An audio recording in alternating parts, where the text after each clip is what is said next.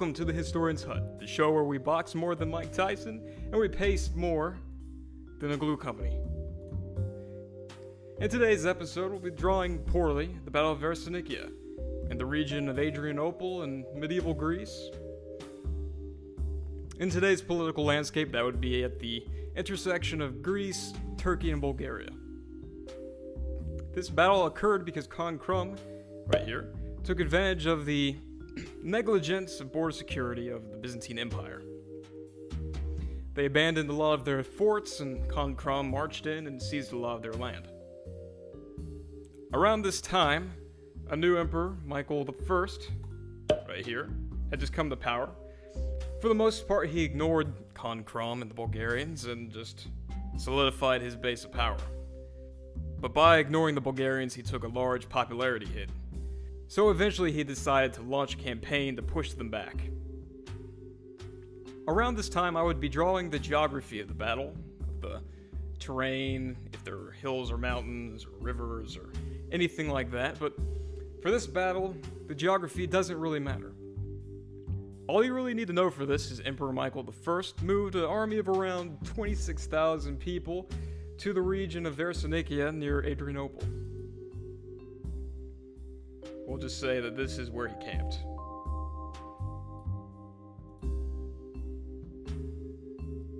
He had with him 3 major divisions.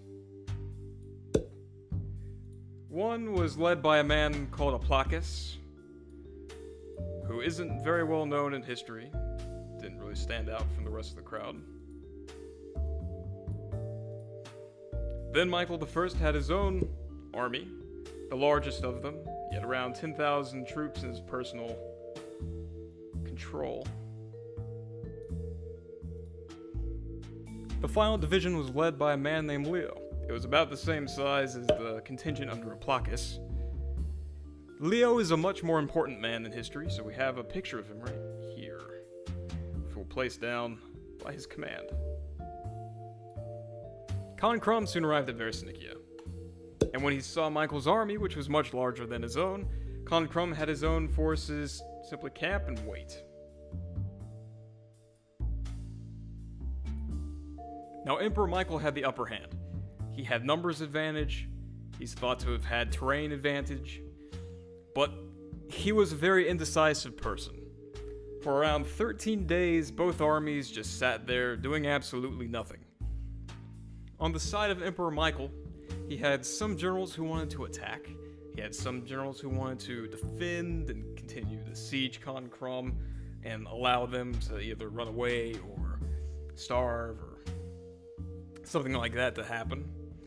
Michael didn't make a decision, he just continued to wait.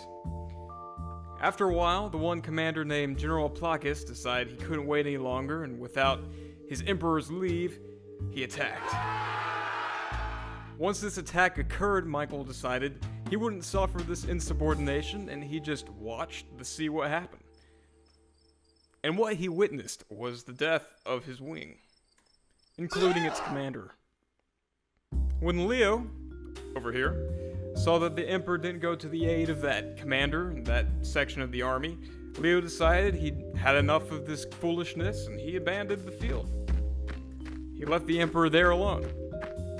Now at the beginning of the battle, Emperor Michael over here had around 26,000 troops, outnumbering the Bulgarians under Khan Krum over here.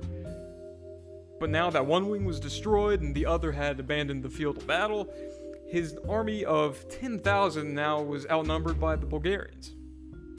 Michael's personal troops, witnessing all of this in a short amount of time, were totally terrified. You have to remember that one division was just slaughtered, the other division had just fled, and Michael's personal 10,000 men were alone now, facing down a larger force. Because of all these crazy things happening, Michael's own men fled, leaving him alone facing the 12,000 or so Bulgarians, which in turn caused him to flee, and the Bulgarians chased down any stragglers while they were fleeing. So by doing nothing, Khan Krum defeated a much larger Roman army by doing absolutely nothing. All he had to do was wait the Byzantine troops just broke apart on their own. To this battle, there is a bit of an epilogue. When Michael I returned to Constantinople after the battle, he found that there was somebody else in his capital. You'll recognize him. It was Leo. After he had abandoned the field of battle, he wandered back with his troops to Constantinople and claimed the throne. So Michael, after a humiliating battle where his larger force was defeated by the smaller Bulgarian force, was usurped, and Leo took the name Leo V and became the next Byzantine emperor. And so ended the Battle of Versinikia, and its little epilogue. Thanks for watching, and I'll see you in the next poorly drawn history.